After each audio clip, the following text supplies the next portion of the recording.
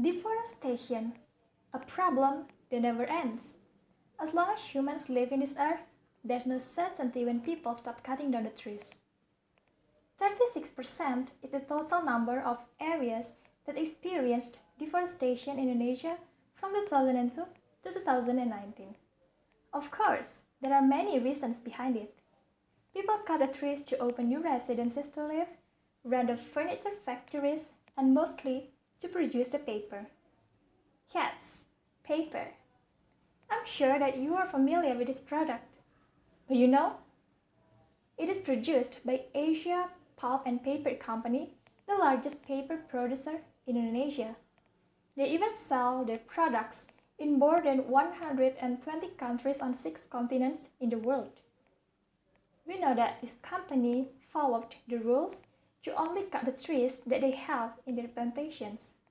They also worked together with Greenpeace, a campaign organization to stop and oppose the environmental destructions to implement forest conservation policy. But since 2018, Greenpeace found that APP has continued to open new plantations and break the regulations. Okay, let's put the problem aside.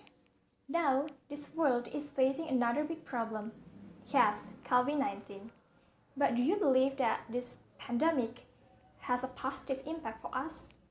Due to this virus, we are required to stay at home to prevent the virus from being widely spread, and all our activities must be done from home, including our works and learning process.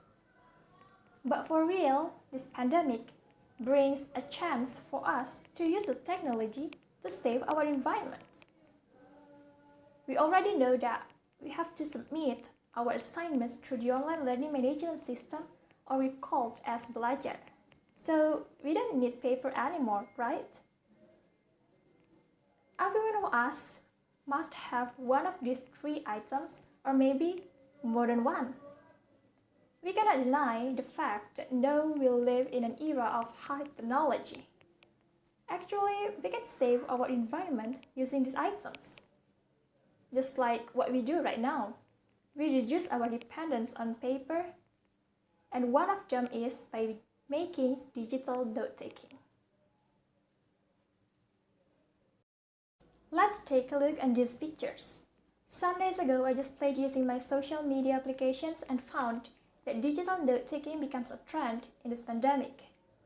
Everyone tries to share the awesome summary and note-taking that they made using their gadgets, and then gains much love by the viewers.